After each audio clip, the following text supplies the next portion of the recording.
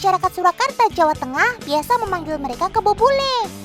Sobat-sobat Totan ini sedang latihan untuk acara kirap pusaka di Keraton Surakarta nanti malam. Tepatnya malam 1 Suro sesuai penanggalan Jawa. Bagi masyarakat Surakarta, kebo bule bukan hewan ternak biasa. Mereka dianggap bertuah alias keramat. Wits, bukan karena bulenya ya. Warna kulit mereka yang berbeda dengan kerbau lainnya ini akibat kelainan hormon. Bisa dibilang mereka ini kerbau albino. Mereka dianggap keramat karena kebo bule ini sudah dipelihara sejak kepemimpinan Pakubuwono II. Keturunan kebo bule ini sudah beranak pinak hingga puluhan ekor loh. Kebo bule diperlakukan sangat istimewa teman. Bahkan ada yang bertugas khusus untuk merawat mereka. Salah satunya Mak Yanti. Mak, Sobat Totan dikasih makan apa itu? Walah, ternyata kebo bule ini biasa dikasih makan singkong 3 kali sehari teman.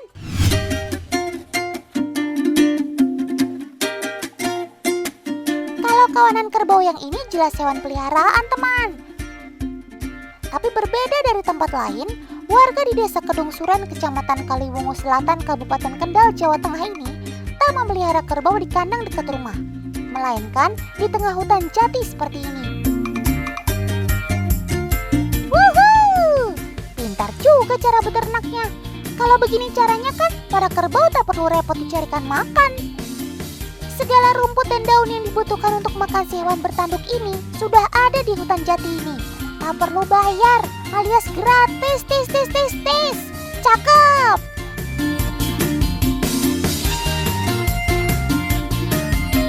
Selain lebih hemat, rombongan kerbau ini juga tak akan merusak sawah dan tanaman hasil garapan paman petani. Jadi semuanya senang deh.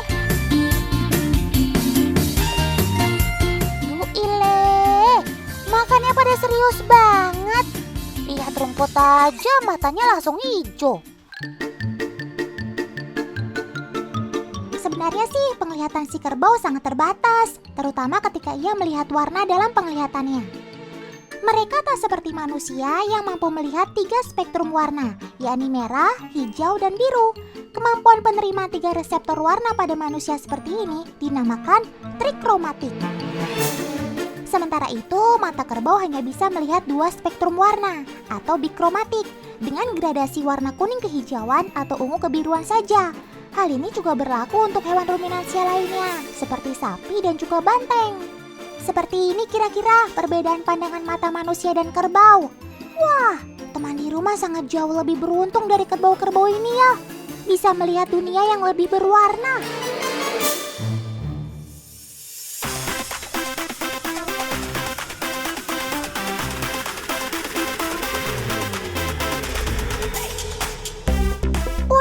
Masih soal penglihatannya nih, ada satu fakta unik.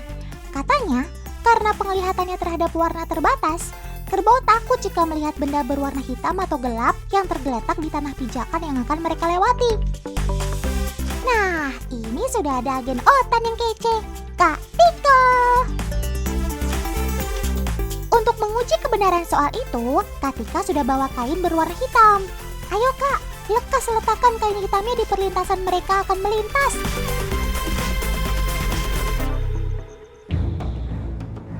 Nah, tuh lihat, mereka langsung melengos alias menghindar ketika berada tepat di depan hamparan kain hitam. Mereka memilih berputar seperti itu. Nah, lagi-lagi kerbau menghindar. Mereka urung menginjak atau melintas di atas kain hitam itu.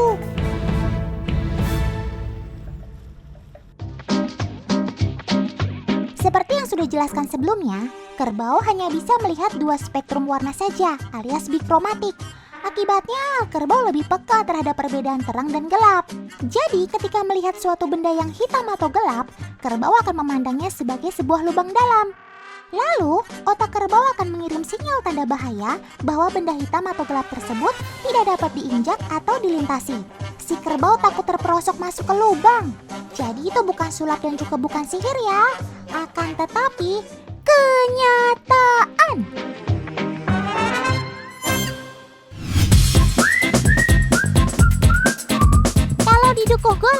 sentra ternak kerbau di Kudus, Jawa Tengah, kerbau digembalakan di sekitar sungai, teman.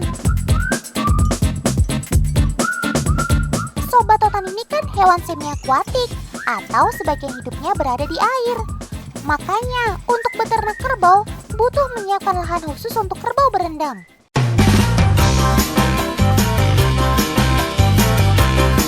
Oh iya teman, coba perhatikan tanduk mereka. Di setiap tanduknya ada guratannya loh.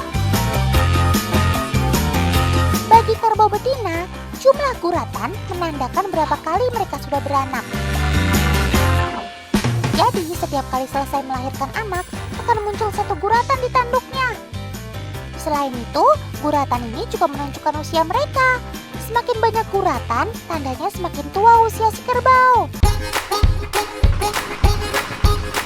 Teman, di Kudus, kerbau punya cerita tersendiri. Di sini banyak dijumpai makanan berbahan daging kerbau loh. Mulai dari soto, pindang kerbau, dan sate kerbau. Ternyata ini berawal dari perintah Sunan Kudus, penyebar agama Islam di tanah Jawa untuk menjaga toleransi umat beragama.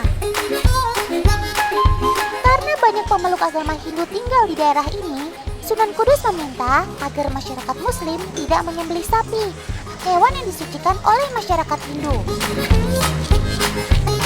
Jadilah sampai saat ini, daging kerbau lebih populer jadi santapan sehari-hari di Kudus.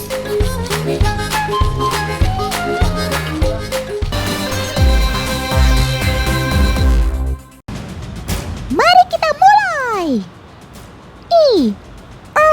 Sun. Jangan sampai lolos targetnya, bro. Semangat. Wush, wush. Cepat banget gerakannya. Mata Sobat Totan ini dilengkapi dengan otot khusus yang memungkinkan untuk melihat dengan baik di luar maupun di dalam air.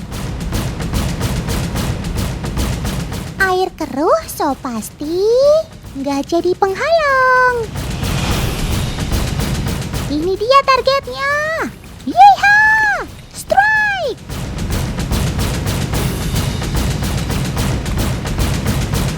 Kamu! Iya kamu! Luar biasa! Cakep! Lah, itu ikan kenapa nggak langsung ditelan ya? Malah dibawa ke nelayan. Ada yang tahu kenapa? Sabar, nanti akan kasih tahu deh. Kakek berusia 87 tahun ini sudah menjadi nelayan kormoran fishing selama lebih dari 60 tahun. Halo, Ling dan Lung. Say hi dulu dong sama yang di rumah. Burung yang bisa berusia lebih dari 20 tahun ini di sini lebih dikenal dengan nama Luci. Gagah ya mereka. For your info, total berat dua Sobat Totan ini mencapai 6 kg loh. Kakek, mau Totan bantuin nggak? Kakek huang kuat, oi.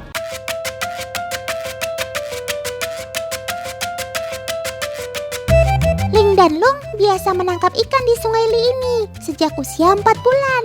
Cakep kan? Sungai yang cukup bersih dan cantik ini dihiasi hampir 26.000 puncak kars di sepanjang sisinya. Bahkan oleh pemerintah Tiongkok, keindahan alam ini diabadikan dalam pecahan uang 20 yuan.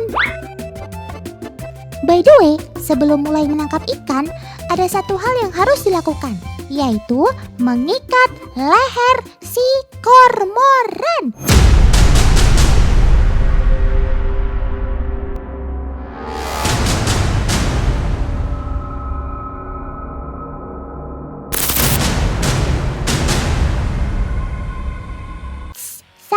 Santai, diikatnya nggak kenceng kok, hanya sebatas mempersempit bukan leher, sehingga ikan tidak tertelan. Karena leher kormoran mampu melebar untuk menelan seekor ikan utuh. Mirip ular gitu ya. Tali yang digunakan terbuat dari serat batang padi, sehingga lentur, ringan dan kuat. Gimana, Kor? Ni hao ma? Sip kalau begitu. Kaisha, mulai! Nggak pakai basa-basi, jurus saktinya langsung dikeluarin. Wush, cakep! Saat berburu, kaki yang kuat membantunya menyelam hingga 20 meter. Dan ia mampu berada di bawah air lebih dari 30 detik. Yeha! Berhasil! Kamu memang juara deh. Aduh, jangan berebutan gitu dong. Sesama saudara seperguruan gak boleh berantem. Nah, nyangkut kan? Itu talinya dicopot dulu. Itu dia jawabannya, teman. Kenapa dia balik ke rakit? Dan ia akan selalu kembali ke rakit nelayannya. Lihat sendiri kan? Ini merupakan bentuk kepatuhan dan kebiasaan yang sudah lama dilatih.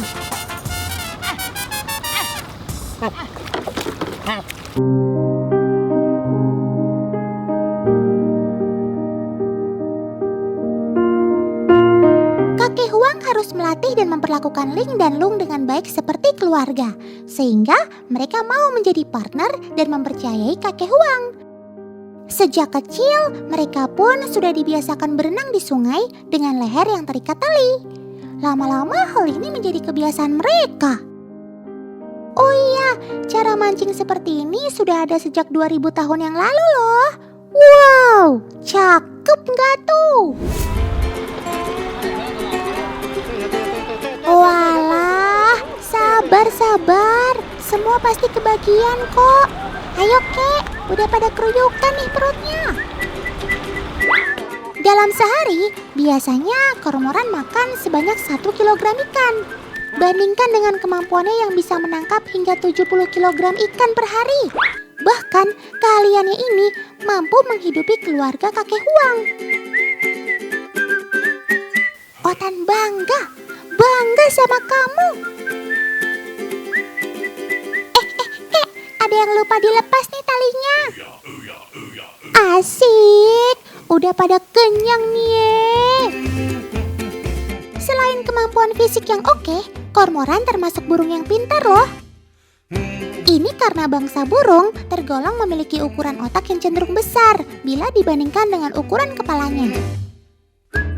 Selain itu, bagian otak yang mengontrol pergerakan dan belajar, yaitu basal ganglia, pada burung berkembang dengan baik. Makanya, si kormoran ini cenderung mudah untuk dilatih.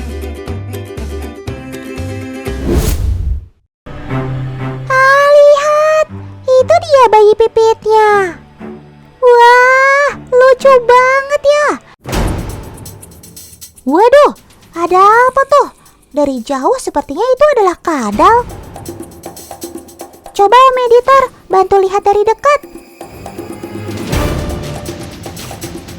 Waduh, gawat. Iya sih, itu masih sebangsa kadal. Tapi itu bukan kadal biasa. Itu kan biawak. Ibu Pipit, tolong segera pulang sebelum anak-anakmu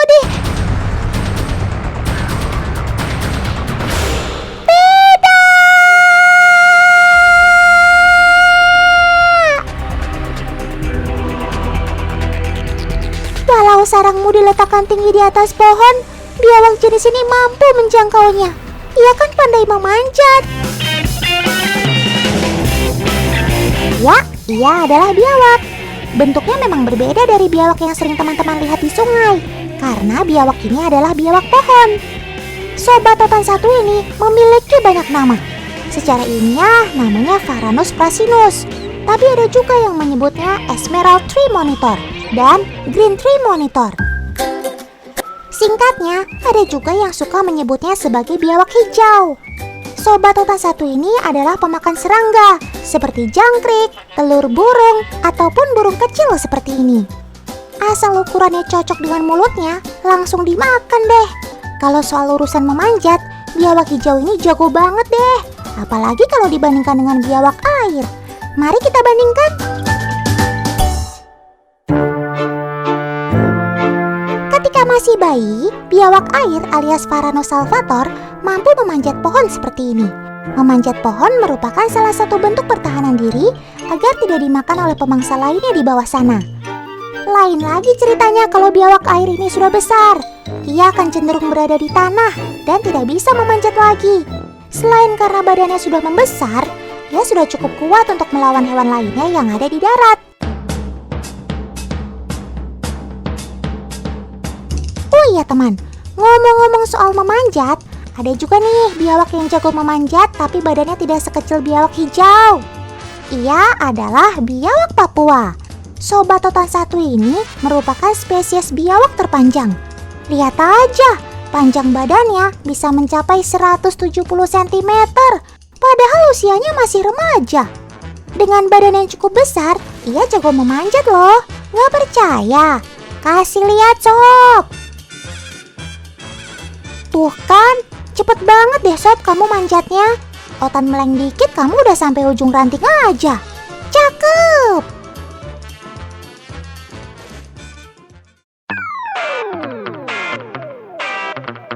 Nah, kalau biawak pohon ini, ukurannya nggak bisa sebesar biawak air tadi teman, apalagi biawak Papua. Ukuran maksimalnya hanyalah 75-100 cm saja. Berbeda habitat, beda juga makanannya. Di darat, biawak dapat memangsa reptil, kodok, ataupun mamalia kecil lainnya. Si tikus, kamu ngapain ada di sini? Jangan berkeliaran di dekat sini, sob. Sobi, sobat biawak, jangan dimakan, kan kasihan.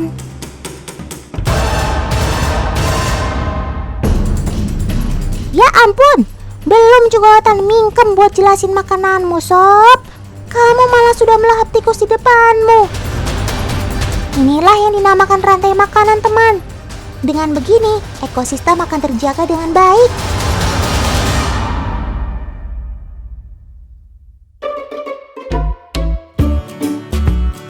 Kata siapa biawak air hanya berjaya di darat saja? Sebagai hewan omnivora, biawak ini bisa makan apa saja, termasuk ikan. Jangan disangka biawak ini nggak bisa berenang ya. Namanya juga biawak air. Tuh lihat, cara berenangnya unik ya. Santai bener nih sob kalau Totan perhatiin. Selamat berenang ya.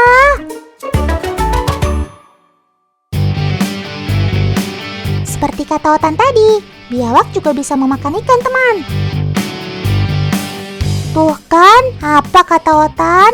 Ia sudah mulai mendekati ikan nila kecil. Gerakannya yang perlahan memang bikin makin deg-degan deh. Satu ikan kecil mana cukup untuk satu biawak remaja ini. Ia akan terus mencari ikan lainnya. Oh iya teman, salah satu indera andalan biawak adalah penciumannya yang tajam. Konon katanya, ia bisa mencium bau bangkai yang ada sekitar 9 km dari dirinya.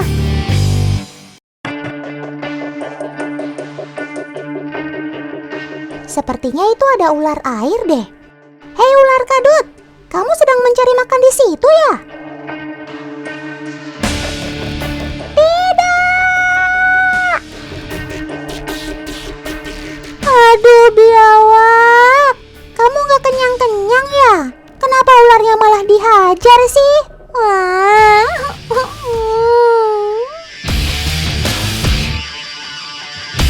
Walau mereka berkelahi, biawak tidak bermaksud untuk memakan si ular kadut. Tapi ini adalah bentuk penyelamatan diri. Biawak tahu lawannya tidak berbisa, sehingga ia tidak lari dan langsung melawan kadut.